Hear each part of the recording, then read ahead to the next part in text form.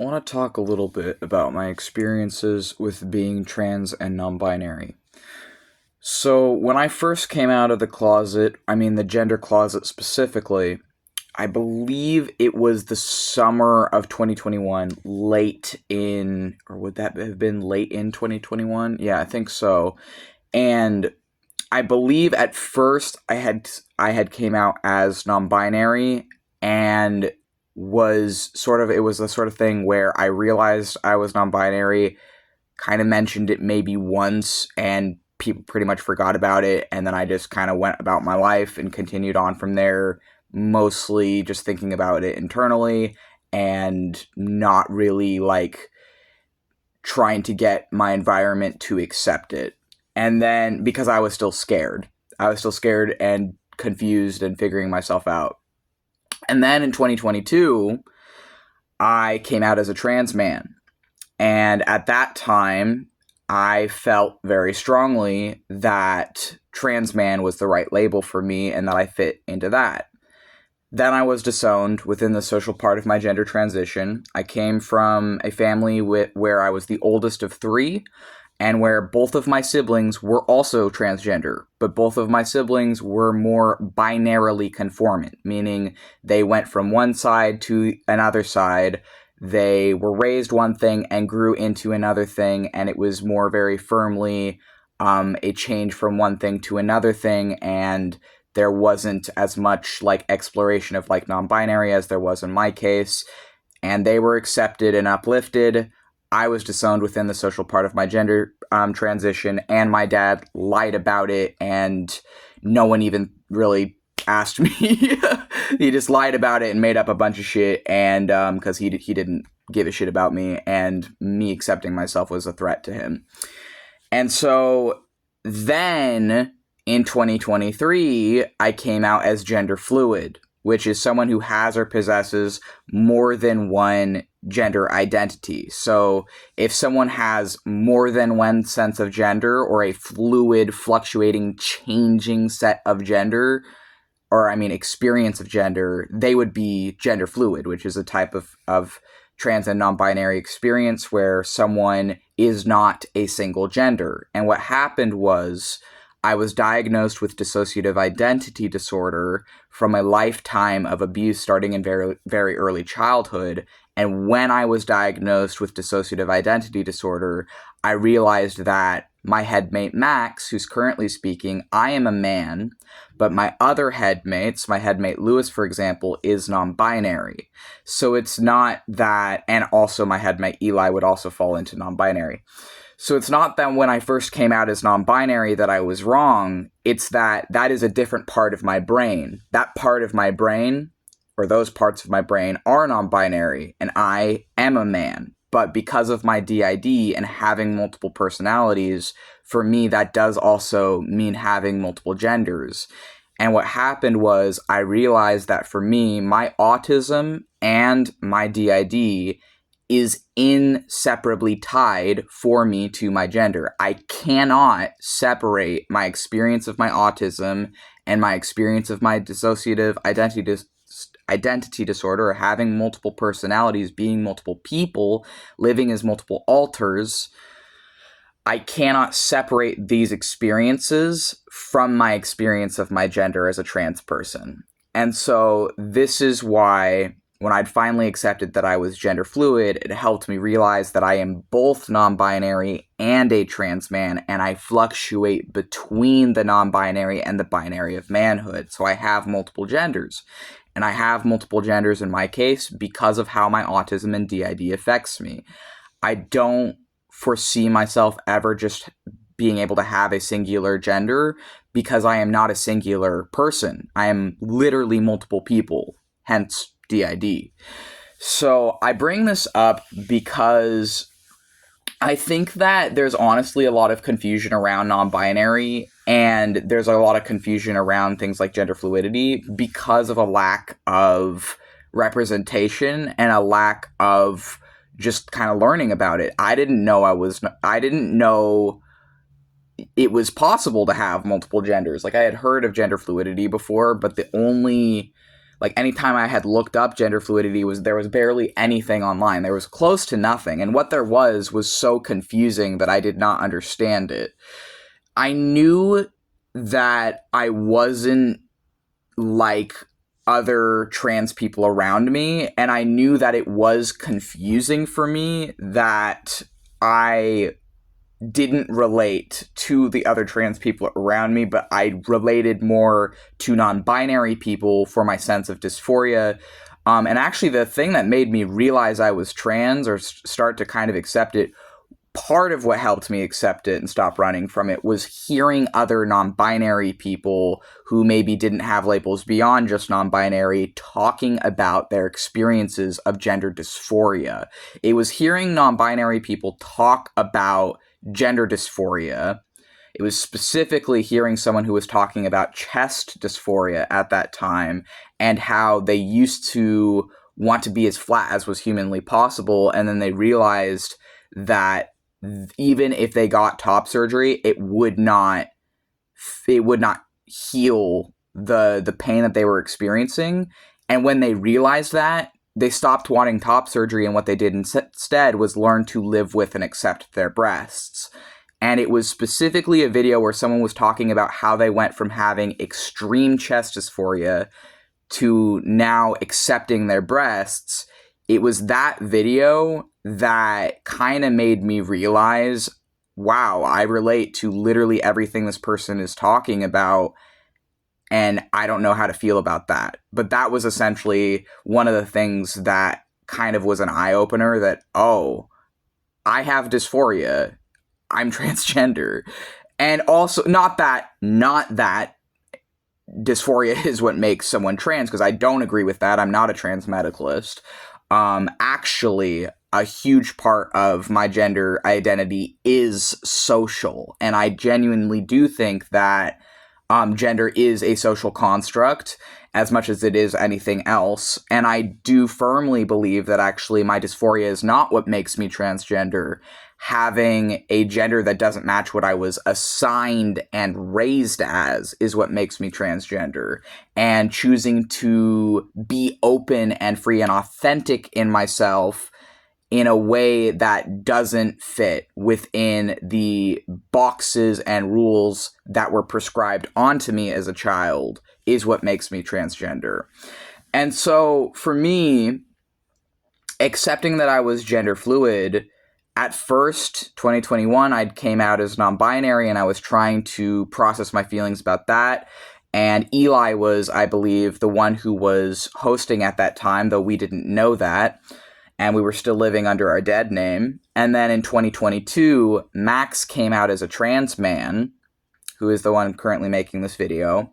And then in 2023, we were diagnosed with dissociative identity disorder, and it was specifically accepting our plurality of consciousness and accepting that we are multiple people that for us helped us then accept that we are also gender fluid, as in having a fluctuating sense of gender, a non-solid sense of gender, and in our case, a gender that directly fluctuates between man and non-binary, between the binary and non-binary. And this is our experience of being transgender. And part of why I think that I was the only one in a household that in a family, excuse me, I hadn't been in that household since I was like 16, but in a family that had 3 transgender kids, part of why I feel that I was the only one disowned is that my siblings, for their own safety and well-being, and just their experiences as well, were able to conform firmly from having been raised one binary to going to the other binary and staying solidly within that binary. Where for me, my accepting of my gender, because it was tied to my DID and because it was tied to my autism in my case, and because my DID came from largely the parental figure who disowned me, the thing is because my experience with my gender was tied in with my experience as someone who is multiple people or has multiple personalities or has multiple alters that form me, accepting that meant unpacking the abuse my dad put me through. And as a result, when I was accepting my gender and in the social part of my gender transition, before I was even out as gender fluid, when I was just accepting the part of me that is a trans man, which is the part currently speaking, Max, that was enough to challenge the authority of the man who gave me multiple personalities to begin with, and he ended up disowning me through a text for challenging his abuse over me and the role that I had in my family of origin as the family scapegoat and punching bag and emotional pit for everyone else to put their stuff into, or for everyone else to put their shit into, essentially. And I think that it is difficult to be open with yourself and to be free with yourself when you understand the costs. So, for example, the cost of accepting my disabilities and accepting my queer identities for me was being disowned, was losing many friends and family members, and was essentially forfeiting the life that I had had for 22 years. But the thing is, and like completely restarting, and I do mean completely restarting my life from nothing with no external support. But here's the thing, which I will also say did risk me being homeless. In my specific case, I was fortunate and lucky enough I didn't end up homeless. A lot of people do. A lot of trans people do. But what I will say is that for me, it was worth that cost. It was worth the cost of losing everything I had ever thought was real for the first 22 years of my life. It was worth losing my dad and him disowning me. It was worth the pain that I've gone through in accepting myself as transgender. It was worth it all. It was worth being molested in April for being trans. A guy literally was harassing me at a bus stop this last April where he cornered me at a bus stop and grabbed my crotch because he asked if I had a dick, because he was coming on to me for like a while and I told him I wasn't interested and I kept trying to say no and I kept trying to let him down gently and I'm like, hey, I'm a man, I'm not into you, and, you know, I am gay, but I'm not fucking into a creep, right? And I mean, I'm not just gay, I'm actually bi, but he was fucking being a complete creep, and then he was like, oh, well, do you have a dick? And then he grabbed my crotch to feel, and he's like, why are you out here deceiving people, huh? And I'm like, I am not deceiving people, I know who I am, you are just attracted to me and you are confused is what's happening. And then a different homeless black man got into a confrontation with the homeless black man who molested me. And the guy who got into a fight with the guy who had cornered me essentially saved me and gave me enough time to bus home. Anyways, I'm trying to stay Max and not switch right now, and remembering that is going to trigger me to switch to Lewis or Eli, so I'm going to try and just stay as Max right now. But essentially, it's worth all the things that I've been through to accept myself. I really mean that, because for the first 22 years of my life, I didn't love myself. Or first, 2 years of my 20s, I was starting to. I'll say that. I was starting to love myself. But it's because I was starting to accept my disabilities and my gender, and I was starting to accept these huge parts of myself that had been denied for my whole life. All of my life, where my dad had been in it, was, for me, kind of just felt like, you know, when you're having a nightmare and you can't wake up and you can't wake yourself up and you're just really, really scared because all this horrific shit is happening in the nightmare and you have no control over it.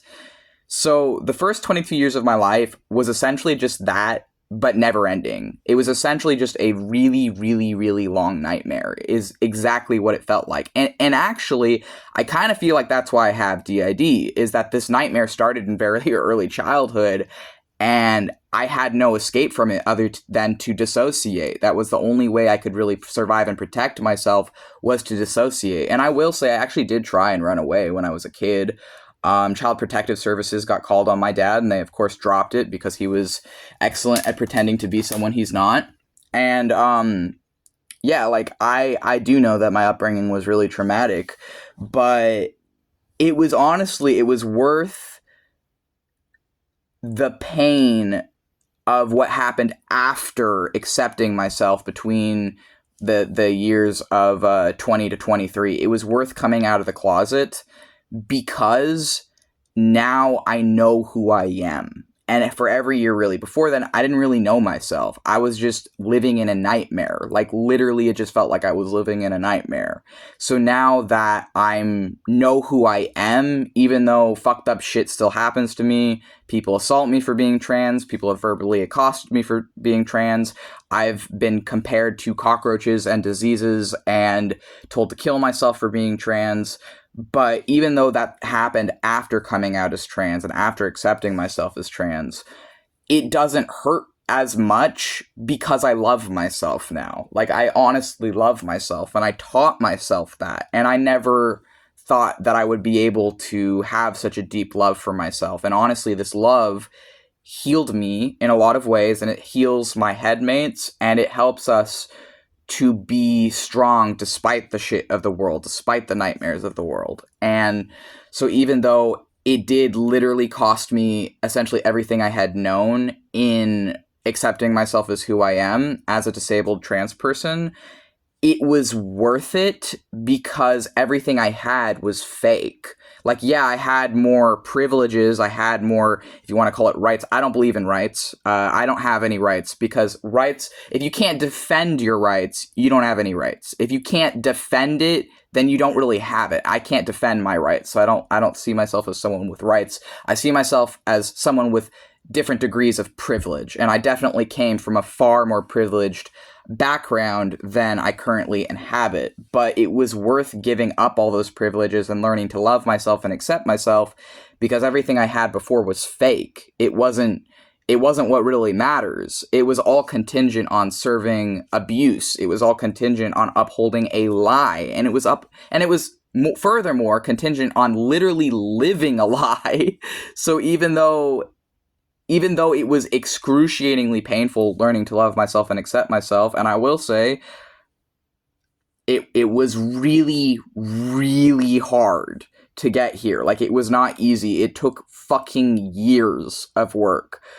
Years of self-work and shadow work, literally. But it was worth it because what I had before was fake. Yeah, I had more, and I had more privileges back then, and I had a perhaps, like, from a class perspective, I was in a different class of life than I am now, living in poverty, but all of it was fake. Whereas what I have now, even though I am poor, even though I've faced repeated abuse and things even since coming out for being who I am, it doesn't hurt as much because I am myself now rather than trying to perform as the mask other people expect me to be to survive them. And I think that I'm happier now, genuinely, as being myself openly, even if other people don't understand or accept that, than I was when I was perceived as, like, a girl and really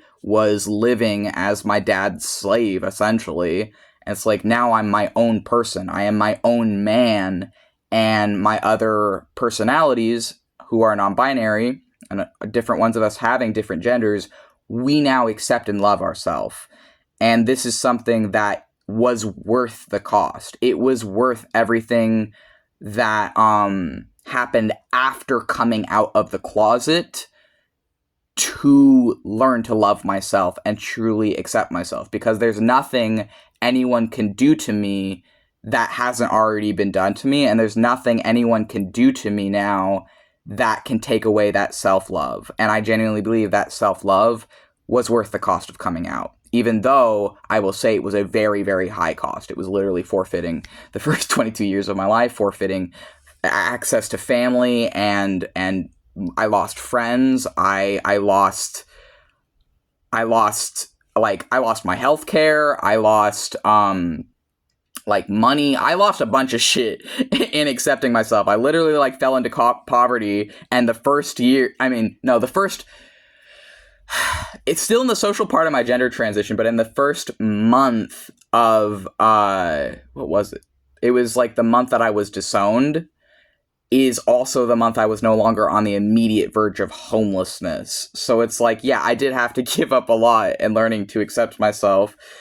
But also, now what I have is real. And it might be mental, but the mental things that I have that are real are worth more to me than anything I had from my more materially privileged upbringing. Like, it's worth more to me to love myself and accept myself than the entire nightmare of the first 22 years of my life was worth. These last, really, 5 years, being in my 20s, I'm 25, the past 5 years of my life have been the greatest journey I ever could have like found myself going on. It has been excruciatingly painful, but it's been worth it to see myself grow and develop and change and get away from the nightmare of my upbringing.